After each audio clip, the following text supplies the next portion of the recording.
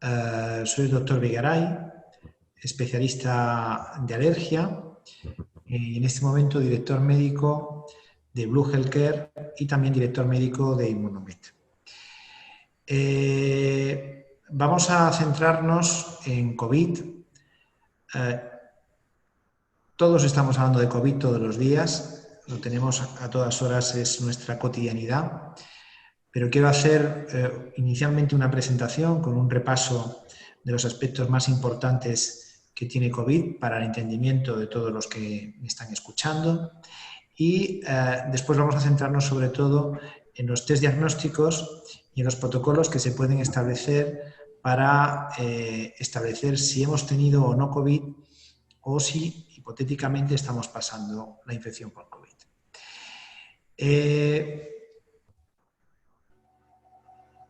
La infección por COVID tenemos muy claro que se puede definir en distintas fases. Una fase que llamaríamos infectiva, como ocurre con cualquier otro germen, en la cual este genera o no sintomatología. En el caso de COVID sabemos que tenemos un porcentaje importante de pacientes que no desarrollan ningún tipo de sintomatología, que son los que llamaríamos portadores asintomáticos.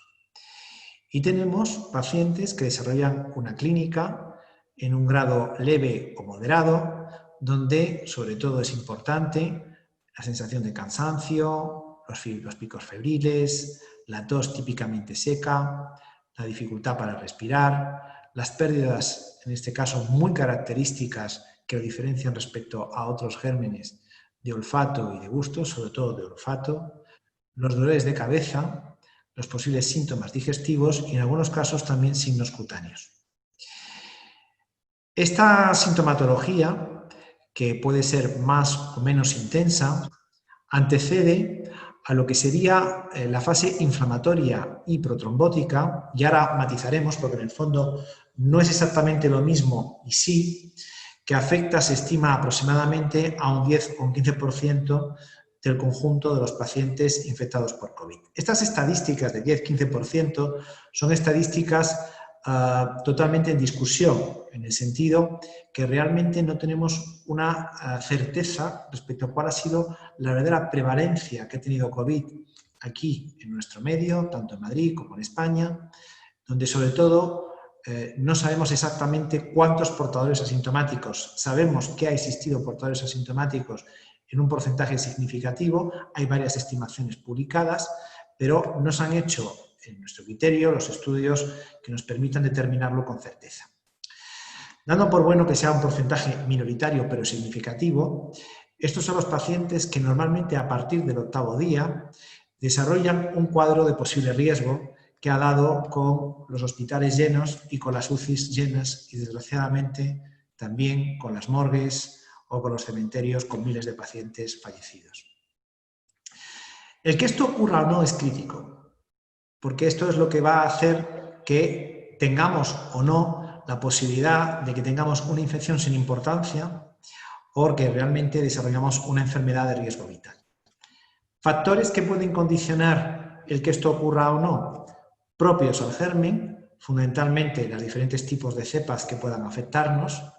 Muy importante la carga viral, que en ese sentido ya no es solamente cómo nos hemos expuesto al virus, no es lo mismo exponernos varias veces de forma seriada, sobre todo en contextos o en ambientes cerrados, que una exposición puntual, aunque sea significativa.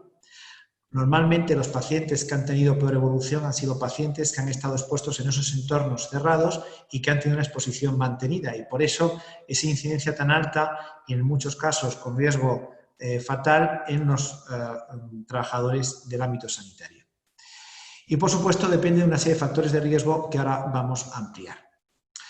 El que tengamos o no esta fase inflamatoria viene determinada por cómo es la respuesta de la llamada inmunidad innata. Y aquí hablo un pequeño paréntesis. Nuestro sistema inmunológico tiene dos partes, una parte que se llama inmunidad innata, que nos defiende de forma inespecífica frente a cualquier germen, frente a cualquier patógeno, y luego ya tenemos una defensa específica, que es la inmunidad adquirida, bien mediada por anticuerpos, bien mediada por células, que es la que consigue defendernos frente a gérmenes específicos. ¿Qué ocurría con COVID?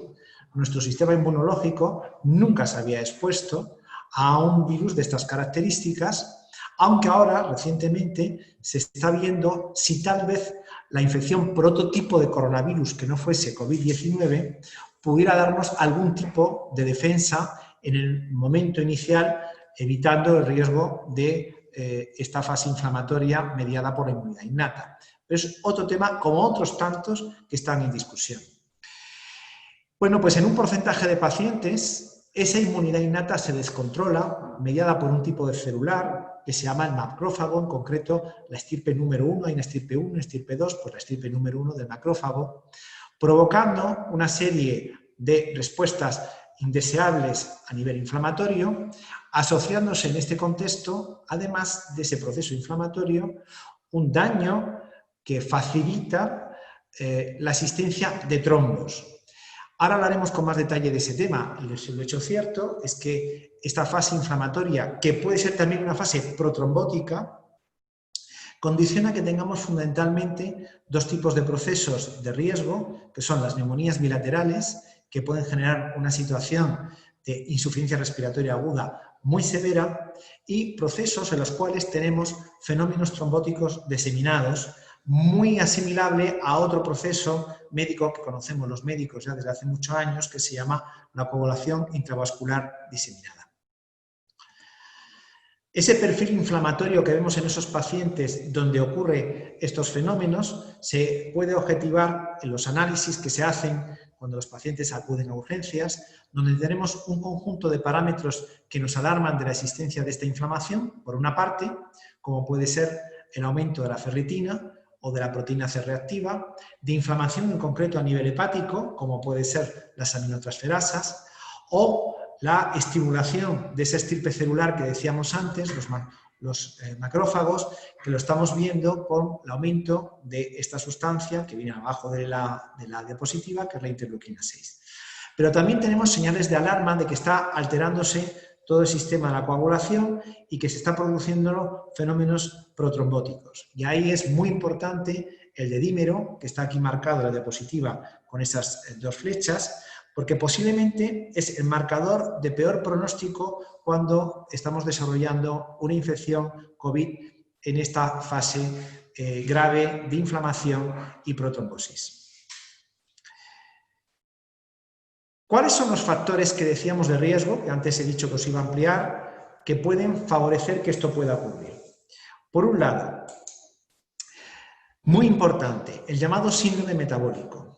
En el síndrome metabólico se define por la existencia de sobrepeso u obesidad, por la existencia de o no de diabetes tipo 2, por una alteración de los lípidos, fundamentalmente la hipercolesterolemia, por lo que llama todo el mundo como hígado graso y por hipertensión arterial.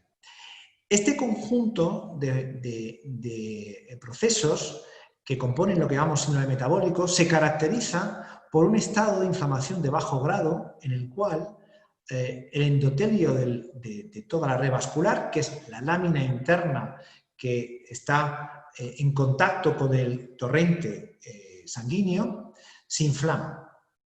Y en ese contexto en el cual tenemos esa pequeña llamada endotelitis, el que tenemos un proceso agudo, como ocurre en los pacientes COVID, de inflamación descontrolada, puede propiciar esos fenómenos protrombóticos que estábamos comentando anteriormente. De tal manera que sí sabemos que en el paciente que se desencadena esa reacción inflamatoria, en ese contexto de síndrome metabólico, es mucho más probable que tenemos esos fenómenos protrombóticos y que en consecuencia tenemos mayor riesgo de tener tromboembolismo pulmonar, que tengamos trombosis cerebral y otras complicaciones que hemos visto en los pacientes que han terminado en las UCIs. Existen ya muchos estudios, este es uno de los muchos, donde se ve precisamente cómo la obesidad en particular y también la diabetes son principales factores de riesgo para ese curso o ese posible curso fatal. Los otros factores de riesgo que, bueno, antes de pasar a eso, quiero hacer un pequeño paréntesis respecto al síndrome metabólico y hablaros un poquito en relación con síndrome metabólico y la microbiota. El síndrome metabólico está muy determinado por lo que está ocurriendo con los microbios de nuestro intestino, llamada la microbiota intestinal. En un contexto de alteración de la microbiota intestinal existe, por una parte, mayor riesgo de enfermedad inmunológica y mayor riesgo de síndrome metabólico, de enfermedad metabólica. Desde este punto de vista, este es un aspecto poco tratado y poco hablado normalmente en los medios, pero que nosotros, tanto en Immunomed como en Blue, le damos una especial importancia. Y en ese sentido, estamos iniciando el desarrollo de estudios para constatar cómo, por esta vía, la alteración de la llamada microbiota intestinal puede, evidentemente e indirectamente, condicionar un riesgo desfavorable en el caso de tener una infección por COVID. Como decía, aparte del síndrome metabólico, otros factores de riesgo muy importantes ya establecidos son la edad y el sexo. En esta diapositiva pues son datos nacionales de un momento todavía crítico de la pandemia, que era el momento relacionado con 15-20 de abril, creo que son los datos exactamente del 13 de abril, perdonad. Podemos ver cómo existía un incremento de casos en población masculina, que son los datos que tenemos aquí, de riesgo de hospitalización y de riesgo de ingreso en UCI, y también de riesgo de defunción comparado con la población femenina, y tenemos también datos muy evidentes de que con más años, esto ya se ha publicado en repetidas ocasiones, el riesgo se multiplica. También es cierto, si vemos el dato, que sobre todo se multiplica a partir de los 80 años, sobre todo el número de defunciones, pero llamativamente los ingresos en UCI y las hospitalizaciones, pero sobre todo los ingresos en UCI, son muy reducidas. Evidentemente hay un sesgo porque esa población, desgraciadamente, en el momento de mayor incidencia de la pandemia, pues desgraciadamente no recibió la asistencia hospitalaria y en UCIs que hubiera sido precisa para poder ayudarle de una manera adecuada. Por lo tanto, aquí hay un sesgo evidente, pero es también claro que los pacientes con más años tienen un riesgo de una evolución más desfavorable, independientemente de este dato de los que tienen más de 80 años. Hay diferentes teorías que pueden explicar esto, tanto relacionado con ámbitos de lo que es comportamiento del sistema inmunológico, como también relacionados con lo que es el síndrome metabólico que he comentado anteriormente. También la microbiota que he mencionado anteriormente pudiera jugar un papel en ese sentido. Hay estudios muy interesantes donde se ha visto donde la presencia de ciertas microbios, y en este caso estamos hablando a nivel de microbiota residente en orofaringe, pueden condicionar en la hipótesis de una infección viral que la respuesta de esa inmunidad innata sea más o menos agresiva. Y se ha visto a su vez cómo esa población de microbios en orofaringe a lo largo de la vida va evolucionando y va cambiando. Lo mismo que ocurre como en la microbiota intestinal, a lo largo de los años puede ir cambiando. Bien, se abre un abanico, por lo tanto, de opciones que habrá que investigar y profundizar para saber exactamente por qué motivo es más frecuente la afectación con el paso de los años, la afectación grave de COVID.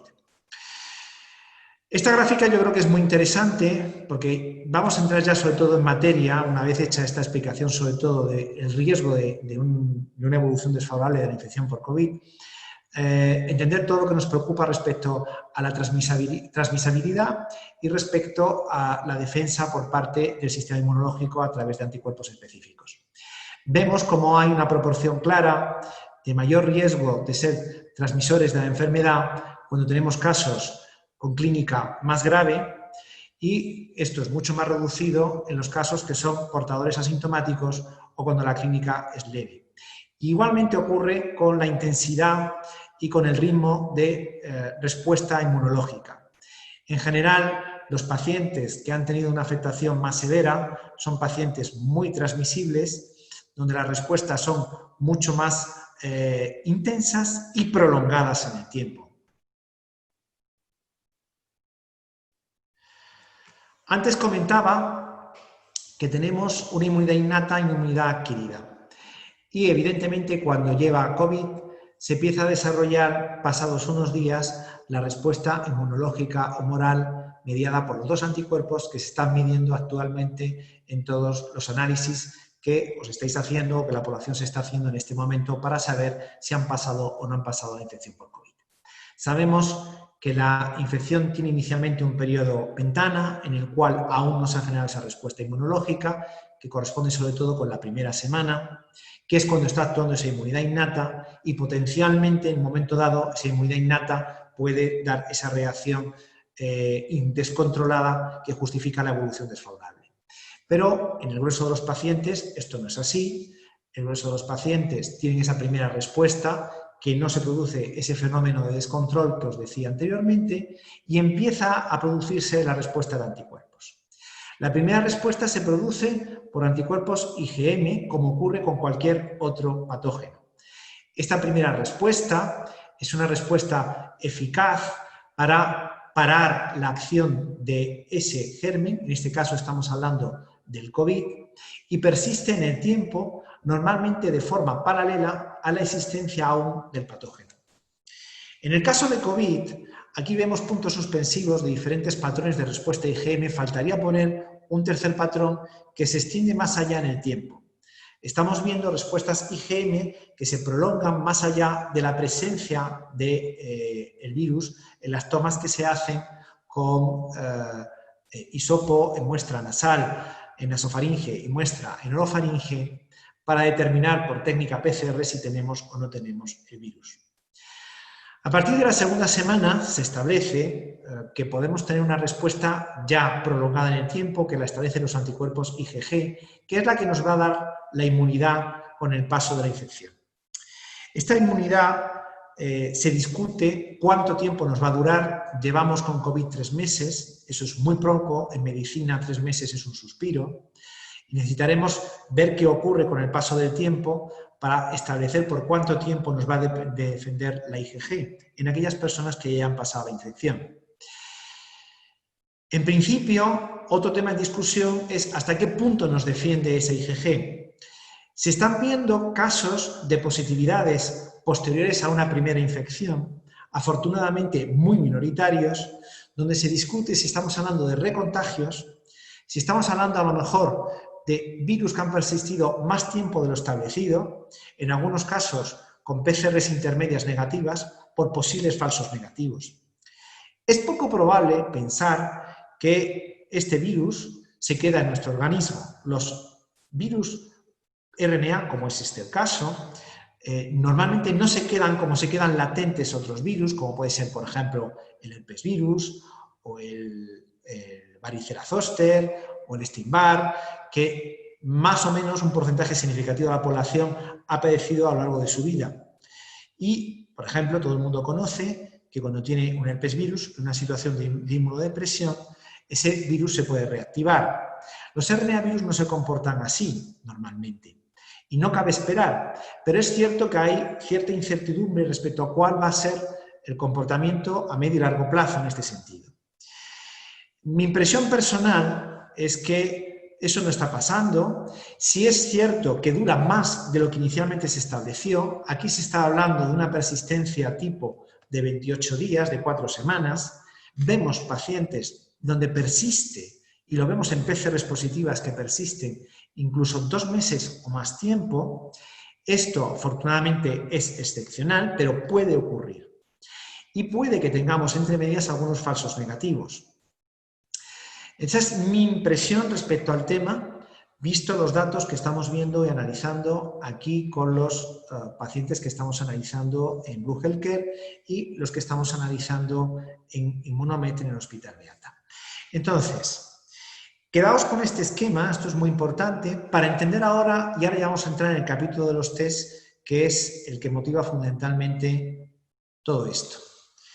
Como decíamos, para hacer un diagnóstico de infección COVID tenemos 2 herramientas. Por un lado, la toma de muestra en orofaringe y nasofaringe de un exudado donde determinamos por una técnica que se llama PCR, que es una técnica de amplificación genética, la existencia o no de COVID, y existen PCRs para COVID, como puede ser existir PCRs para cualquier otro germen en cualquier otro medio donde cojamos una muestra, en cualquier otra muestra biológica.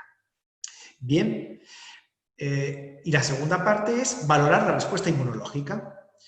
Esa respuesta inmunológica vamos a medir fundamentalmente la IgM y la IgG. Quiero aclarar que se puede pedir en algunos casos también otro tipo de anticuerpo, que también es importante, que sobre todo me hace una defensa a nivel local de las mucosas, que es la IgA. Pero la mayor parte de los centros diagnósticos y lo que se ha hecho hasta la fecha, la mayor parte de la población, es IgG e IgM. Os recuerdo, IgM es la respuesta inmediata, la precoz, la que más o menos es paralela a la infección y puede ampliarse en el tiempo, e IgG es la respuesta que empieza más tarde y que persiste en el tiempo. Pues partiendo de estos parámetros, podemos decir, si tenemos una combinación de triple negatividad, el paciente evidentemente no está infectado, a no ser que sea un falso negativo de la PCR. Esto, y estemos en una fase precoz, esa primera semana que hemos visto en la diapositiva anterior, en la cual no teníamos todavía respuesta de anticuerpos. Esto, que tengamos un falso positivo con PCR, no es frecuente, pero no es imposible. Por eso en ocasiones, cuando queremos certezas, necesitamos hacer doble PCR. Bien, la rutina es que un paciente que no ha tenido síntomas, que tiene negativo PCR, IgM negativo, IgG negativo, por lo tanto, no está infectado, no ha pasado la infección. No tiene, por lo tanto, en principio riesgo de contagiar, pero potencialmente sí tiene un riesgo de ser contagiado y estaría en esa situación donde si tiene contacto, al principio solamente va a tener la inmunidad innata como defensa. Siempre que tengamos una PCR positiva, que son todos estos parámetros, estamos en un contexto de infección activa. Por lo tanto, tenemos un riesgo alto de ser contagiadores. Y en estos casos podemos tener diferentes escenarios respecto a anticuerpos. Una doble negatividad, que es lo que ocurre en el periodo inicial, ventana de la infección, la primera semana que hemos visto anteriormente, que tengamos una respuesta IgM, que ya hayamos avanzado un poquito más en el tiempo. Por lo tanto, la primera respuesta de inmunidad ya la tenemos, pero todavía no se ha planteado la segunda parte, la de la IgG. Podemos tener los dos anticuerpos positivos, podemos estar todavía siendo activos con la infección o no. Como decía, a veces la IgM dura bastante más de lo que pensábamos, dura a veces fácilmente 2 meses y ya no tenemos PCRs, tenemos incluso dobles PCRs negativas, pero potencialmente podría ser todavía una fase activa de la infección. Tenemos la posibilidad de que tengamos solamente respuesta positiva IgG con la PCR positiva. Bueno, se supondría que es una fase final de la infección en la cual la IgM ya se ha anulado. Este escenario prácticamente no lo vemos nunca. En la práctica clínica, este escenario de combinación no lo estamos viendo. Y luego tenemos las posibilidades de que las PCR salgan negativas, por lo tanto, no tengamos en teoría la infección en ese momento, pero aún tengamos una respuesta IgM positiva. Puede ser un falso negativo de PCR y sería una indicación clara, en muchos casos, de hacer una doble PCR para tener seguridad de que realmente no estamos siendo contagiadores. Perdonad que le he dado sin querer y se ha avanzado diapositiva antes de tiempo. En el escenario siguiente lo que tenemos positivo es solamente la IgG. Este es el escenario que podríamos decir idóneo. Ya hemos pasado con seguridad COVID.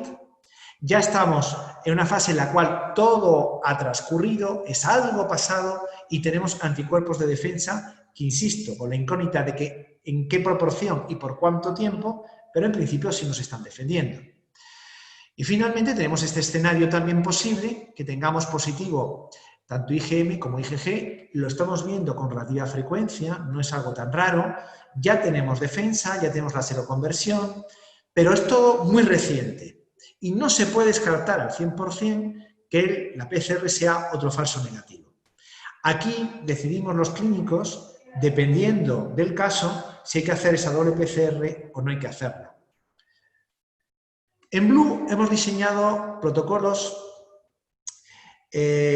para analizar en un grupo poblacional si es un paciente o es una persona que ha pasado o no la infección, en qué estado se encuentra en ese momento y si es una persona que se puede incorporar con mayor o menor tranquilidad a su trabajo sin riesgo de ser contagiador. Es evidente que la realización de test es un tema en controversia. Aquí apostamos por la realización de test. A mí no me gusta decir la palabra masivo porque entendemos a veces masivo como un concepto de que es para toda la población, pero sí hay que entender como test para toda la población que sea posible hacer tal test. Y lo idóneo sería hacerlo en un contexto ordenado, teniendo en cuenta lo que son profesiones de riesgo o situaciones de riesgo o factores de riesgo, como hemos dicho anteriormente. Desgraciadamente esto no está ocurriendo así. Entonces, nosotros hemos tomado la iniciativa de ofrecer este servicio tanto a particulares como a empresas para analizar realmente cuál es la situación respecto a COVID de esa persona. Tenemos un primer protocolo que hemos diseñado, que hemos llamado protocolo BASIC, donde analizamos fundamentalmente la presencia de anticuerpos y en este caso lo hacemos mediante test rápidos. Esos anticuerpos que hemos mencionado anteriormente se pueden investigar de dos maneras. Los test rápidos son una prueba que se interpreta en minutos, cogiendo una gotita de sangre capilar, donde nos analizan con unas bandas de colores que recuerdan mucho a los test del embarazo, para que todos lo podáis identificar, si tenemos o no tenemos. Por lo tanto, nos hace una evaluación cualitativa. Es cierto que a veces hay bandas muy llamativas que nos sugieren que tenemos una respuesta inmunológica potente, bien IgM o IgG, pero realmente es un test cualitativo. Se ha discutido mucho respecto a la validez de estos test rápidos. Estos test rápidos, es cierto que existen muchos en el mercado, se han utilizado algunos de ellos con una sensibilidad muy baja, a veces que no superan ni el 50% de los casos verdaderamente positivos que tendrían que haber captado. Aquí en Blue estamos haciendo un ensayo con 5 test rápidos diferentes y tenemos determinados 2 y sobre todo uno en concreto que tiene una sensibilidad superior al 90%. Por lo tanto, es un test muy fiable en ese sentido. Tiene la ventaja de que no hay que hacer extracción sanguínea y que el resultado es solamente en minutos. Por lo tanto, para grupos suele ser una opción muy razonable.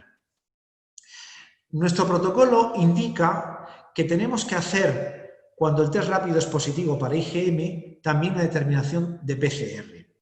En el caso de que solamente sea IgM, recordar el cuadro anterior, por lo tanto es probable la infección activa, lo conveniente sería hacerlo siempre, en nuestro protocolo, por lo tanto lo hacemos siempre, y además podemos valorar en algún caso incluso la realización de una segunda PCR, eso siempre a criterio médico.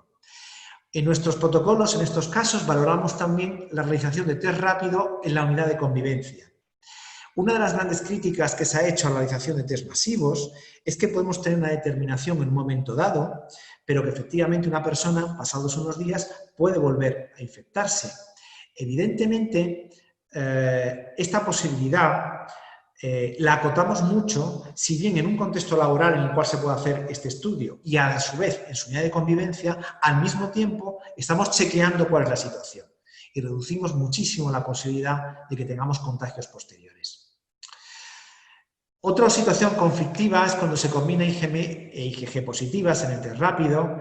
En nuestro protocolo, en algunos casos, aquí hacemos la determinación de PCR, como veis, en aquellas personas que han tenido síntomas en los últimos 2 meses o hayan tenido una exposición confirmada a un paciente COVID positivo en el último mes. Y aquí también nos planteamos algunos casos, si la clínica ha sido los últimos 2 meses, la realización de estudio en unidad de convivencia. En los casos de IgMs negativas, la situación se simplifica. Bien podemos tener un paciente que probablemente nunca ha tenido problemas, o bien no ha tenido infección COVID, o bien ya la ha pasado y en ambos casos podría estar indicado la incorporación al trabajo. El otro gran protocolo, en principio sobre todo pensando en evaluaciones a grandes grupos que hemos diseñado, el estudio COMPLET, donde aquí ampliamos la realización de PCR. Y en este caso estamos haciendo PCR también, y esto es una gran diferencia con respecto a los anteriores, a todas las personas que tienen test rápidos negativos. Aquí, ¿qué estamos buscando? Sobre todo posibles portadores asintomáticos. Pacientes sin sospecha, con test rápidos negativos, que pudieran estar en periodo de ventana y pudieran ser, por lo tanto, contagiadores. Ese sería un screening muy bueno para hacer una foto de lo que está pasando realmente. Porque ahora mismo salimos a la calle y realmente no sabemos lo que está pasando. Intuimos, por lo que está ocurriendo en nuestras urgencias y por lo que está ocurriendo en las evaluaciones que estamos haciendo en grupos que nos estamos dedicando a esto, como está ocurriendo ahora mismo en Blue, que ahora mismo la incidencia de COVID se ha reducido muchísimo. Hay algunos compañeros que hablan de ya no hay COVID. Yo creo que es muy temerario decir no hay COVID, pero es cierto que ahora mismo la presencia de COVID es muy reducida y casi todos los casos que persisten han sido casos fundamentalmente con problemas residuales, pacientes que les persisten durante más de un mes, como he dicho, puede llegar hasta 2 meses, 2 meses y medio una positividad, en contextos muy cerrados, sobre todo en el ámbito sanitario, pero la cadena de contagios masiva, con esa incidencia brutal, ese pico que tuvimos sobre todo en el mes de marzo, entre marzo y abril, afortunadamente no vemos ningún indicio de nada parecido en este momento. Y a mí me gusta incidir en esto para dar un mensaje de tranquilidad. Yo creo que es necesario saber cómo estamos, porque es muy importante saber si lo hemos pasado como portadores asintomáticos o no, si tenemos o no una defensa, aunque sea parcial y temporal, pero tenemos ya una defensa, o si potencialmente podemos tener todavía una situación de riesgo si somos contagiados. Bien, este modelo completo yo creo que es una opción muy razonable para hacer un estudio que nos permita determinar con mucha precisión si tenemos o no tenemos el virus, si lo hemos pasado, si no lo hemos pasado. Hemos hecho modelos parecidos, pero no con test rápidos, sino con estudios serológicos cuantitativos, que este es el protocolo médico premium. Los test serológicos cuantitativos se hacen con una extracción sanguínea, que nos da una determinación por diferentes técnicas, la más conocida es la técnica ELISA, de anticuerpos, con un número concreto, una determinación concreta. Por lo tanto, también nos puede decir, a diferencia del test rápido, si es mucha o poca la defensa que estamos teniendo. Y además nos permite hacer un seguimiento en el tiempo cuantitativo, incluso la posibilidad de hacer algún tipo de curva. Aquí tenemos dos modelos que son parecidos a los anteriores, al básico y al completo. Tenemos un Premium y un Premium Plus. En el Premium estamos haciendo PCRs a las IgMs, como podemos ver aquí, básicamente, que son los que todavía potencialmente podrían tener en ese sentido el virus y en consecuencia podrían ser contagiadores. Y en algunos casos valoramos también la realización de segunda PCR. Cuando es una IgM sola, la estamos haciendo en este protocolo médico en todos los casos. Evidentemente, en un contexto de doble PCR negativa, aunque tengamos IgM positiva, el grado de seguridad de la doble PCR desde el punto de vista de su valor predictivo negativo es ya muy elevado y ahí sí estamos autorizando con doble PCR una vuelta a la actividad laboral. En todos los casos, y aprovecho esta diapositiva para indicarlo, bien si en la primera o en la segunda PCR en estos protocolos tenemos un resultado positivo, evidentemente es imprescindible el aislamiento, la baja laboral y ya remitimos en Blue a la red sanitaria pública o privada para seguimiento del caso. Vamos a ver el Premium Plus. El Premium Plus mira serología y PCR en el 100% de los pacientes. Bueno, aquí nos va a dar información muy clara, no objeto a discusiones, y en estos casos, si tenemos una doble PCR negativa, también pedimos incorporación laboral. Si no sale la PCR, perdón, si la PCR es negativa y tenemos IgMs negativas, no es necesario hacer la segunda PCR, no es necesaria, y en todos los casos, en este contexto, podemos volver al trabajo con un altísimo grado de confianza. En todos estos modelos vemos que en la hipótesis de que el paciente sea evaluado por nosotros, mantenemos un seguimiento. Eso es muy importante y aprovecho esta diapositiva para mencionarlo. Nosotros vamos acotando la posibilidad de positividades posteriores con un seguimiento que hemos considerado oportuno realizarlo durante 3 meses. En ese periodo, si el paciente tiene cualquier síntoma de alarma, tenemos una respuesta inmediata, lo que hemos llamado sistema de alarma temprana, en el cual rápidamente hacemos test rápido y valoramos la realización de PCR. El paciente tiene resultados rápidos, está en un contexto de seguridad y, en consecuencia, si hay alguna positividad, se remitiría a la red sanitaria. Lo de los 3 meses se ha establecido como un tiempo razonable con una evaluación por test rápidos que lo podemos hacer en el caso de que las serologías sean negativas una vez al mes, completando el estudio y evitando el riesgo de que tengamos cualquier tipo de falso negativo en el caso de la PCR o de las serologías porque estemos en el periodo de ventana o inherente a la propia prueba. Por lo tanto, después de ese periodo de 3 meses, y estos seguimientos los hacemos en todos los protocolos que os he enseñado, que os he mostrado, ¿vale? Aquí también tenemos este seguimiento de test rápido cada mes durante 2 meses. Aquí también tenemos ese mismo protocolo. Bien, después de esos 3 meses podemos estar bastante tranquilos. ¿Generalizar estos protocolos? Pues sería fantástico, porque teníamos grupos de población amplios que estarían tranquilos, lo cual nos daría seguridad, que es lo que estamos buscando en este momento. Aparte de estos 4 protocolos, hemos diseñado 2 protocolos más, en el cual, aparte, en el caso del protocolo médico Luxury, aparte de lo que hemos mirado en el Premium Plus, estamos ofreciendo a los pacientes una monitorización domiciliaria, estamos planteando un estudio en profundidad de cómo está su sistema inmunológico y del riesgo y la posibilidad de que tengan ya un síndrome metabólico. Incluso estamos planteando tratamientos con sueros preventivos. Nosotros estamos haciendo una recomendación genérica de la toma de suplementación vitamina D y vitamina C. En el caso de la vitamina D, ya se han publicado varios estudios que avalan su capacidad preventiva del posible riesgo de desarrollo de la fase inflamatoria que hemos descrito al principio de la presentación. Y hemos diseñado un protocolo muy particular, orientado para toda la patología secuelar. Y ahora vamos a ampliar lo que es la patología secuelar. Este protocolo plantea un seguimiento serológico trimestral, lo cual en aquellos pacientes con IgG positiva nos va a permitir entender, estudiar, conocer por cuánto tiempo va a durar esa respuesta IgG, donde vamos a hacer una evaluación global del paciente, sobre todo en aspectos inmunológicos, metabólicos, digestivos, respiratorios, neurológicos y hematológicos, permitiéndonos en base a esa información un plan de actuación personalizado y ofreciendo también como opciones a disposición del paciente según su criterio de una monitorización domiciliaria y una evaluación y posible tratamiento en aspecto psicoemocional. Vamos a hablar de secuelas, que es una cosa que preocupa a todos los que hayáis podido pasar COVID o gente en vuestro entorno que hayáis pasado COVID. En principio, se están empezando a ver secuelas en algunos pacientes que han tenido infecciones graves, que han requerido ingreso, pero también estamos viendo en algún paciente que no ha tenido un cuadro en principio tan llamativo o que no ha sido ni siquiera ingresado, ¿no? Las principales secuelas son sobre todo respiratorias y asociadas a esa situación protrombótica que he descrito al principio. Lo que hablábamos de esa inflamación de la lámina interior de los vasos sanguíneos, del endotelio, que favorece en un contexto proinflamatorio la generación de esos trombos. Bien, desde el punto de vista respiratorio tenemos pacientes que se quejan de que se siguen ahogando.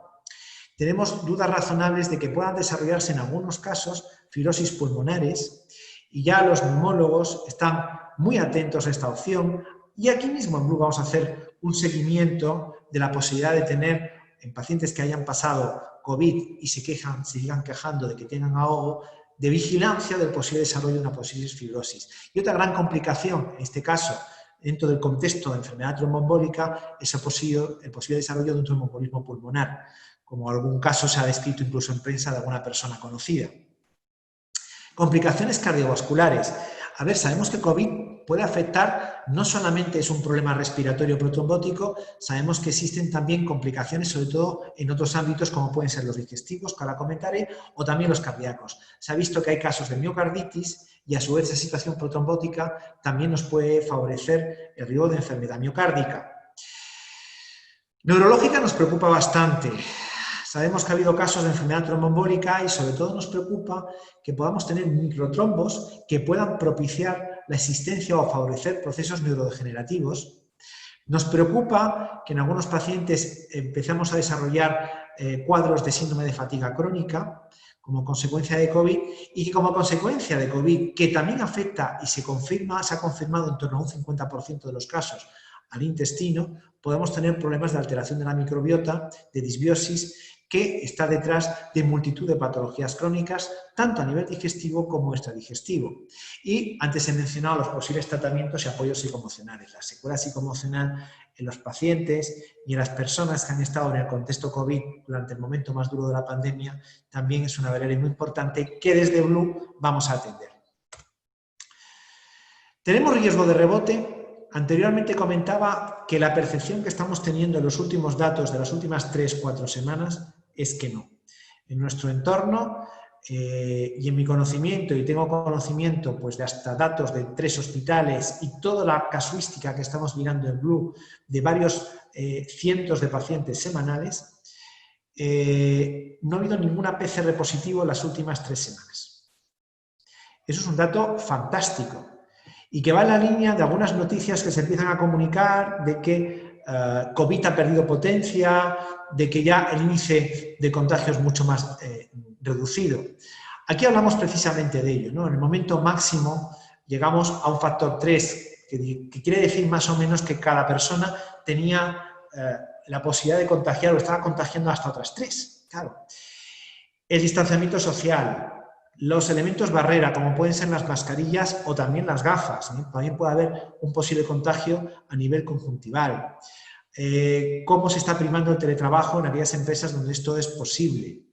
El hecho de que ya haya un porcentaje en Madrid es significativo. Estamos hablando, ni mucho menos para hablar de que tenemos una inmunidad de rebaño, pero estamos hablando oficialmente de en torno a un 12-13%, probablemente es un poquito superior, pues evidentemente eso acota las posibilidades de que tengamos otro rebrote tan brutal, otro pico de pandemia tan brutal como tuvimos en marzo y abril. Ahora bien, no podemos descartar que tengamos pequeños picos, sobre todo estamos muy atentos a si puede tener cierto comportamiento estacional como existe, como ocurre con otros virus, como el famoso virus de la gripe, evidentemente, que todos los meses de octubre pues sabemos tener siempre una oleada. Necesitamos tiempo para ver qué ocurre, prudencia y sobre todo, y pensando en el futuro, tenemos que poner medios para ganar en seguridad. Por supuesto, nos da seguridad todo lo que sea prevención del contagio. Las mascarillas, la higiene y la distancia social son los 3 elementos fundamentales de prevención del contagio que hay que seguir perseverando aunque vayamos avanzando en fases. Se discute si la mascarilla está indicada o no al aire libre. Ahora mismo, en teoría, es oficial, es obligatorio, hacerlo, ¿no? El utilizarla, con la excepción de cuando se está haciendo deporte, fundamentalmente. Pero la evidencia científica en lo que se publica es que COVID, sobre todo, se contagia en un contexto cerrado. Antes lo hemos comentado muy al principio. Es excepcional la posibilidad de contagios en espacios abiertos. Yo, como siempre digo, en medicina, sentido común. Si es obligatorio, habrá que hacerlo. Pero si estamos en un contexto que no fuese obligatorio, de utilizar o no la mascarilla depende de qué entorno estamos. Al aire libre, pues si estamos en un espacio en el cual estamos prácticamente solos o con personas que están conviviendo con nosotros, probablemente no nos va a aportar nada. En cualquier caso, habrá que ceñirse a las indicaciones que nos vayan marcando las autoridades sanitarias de uso obligatorio el tiempo que las autoridades marquen. Pero más allá de las medidas de prevención y contagio, yo creo que es esencial para el futuro COVID la investigación. La investigación es crítica, sobre todo en 3 líneas. Líneas de prevención del desarrollo de la enfermedad. No tanto hablo aquí de prevención del contagio, sino qué podemos hacer para evitar pasar de esa fase infectiva a esa fase inflamatoria. Eso es crítico. Tratamientos y, por supuesto, la vacuna que nos dará seguridad. Me preguntan muchos pacientes cuándo tendremos vacuna y nuestro criterio es que no tendremos vacuna hasta el 2021. Si definitivamente la tenemos. Hay que esperar. No siempre se consiguen vacunas. Entonces, se está invirtiendo muchísimo y hay expectativas razonables, pero hay que tener paciencia en ese sentido. Tengo más expectativas en ese sentido en tratamientos y en medidas de prevención de la enfermedad. Los test, lo hemos hablado, ya sabéis nuestro criterio es que el test sí se debe hacer y, por supuesto, la atención a toda la patología secuelar que hemos repasado con anterioridad. Y ese es el futuro por el cual apuesta Blue. La investigación, ¿en qué sentido? Bueno, Blue conjuntamente con Immunomed, que también dirijo, está diseñando estudios que nos permitan sacar conclusiones que ofrezcan soluciones preventivas eficaces.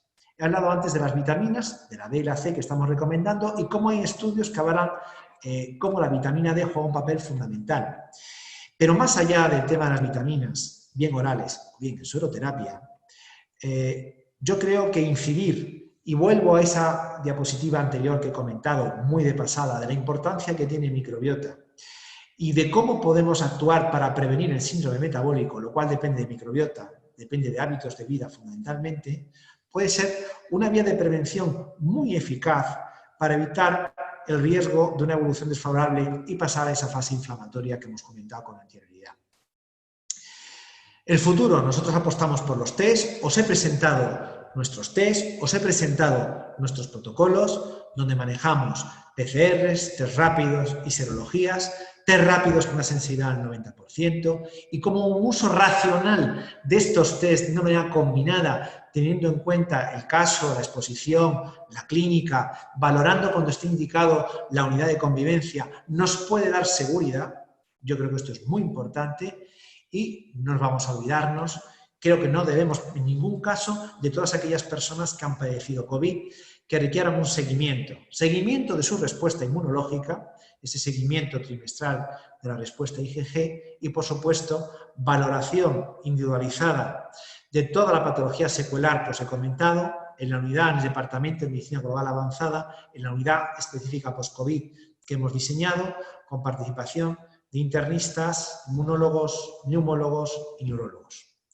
Porque si queremos volver a la verdadera normalidad necesitamos seguridad, y la seguridad nos lo va a dar todo esto.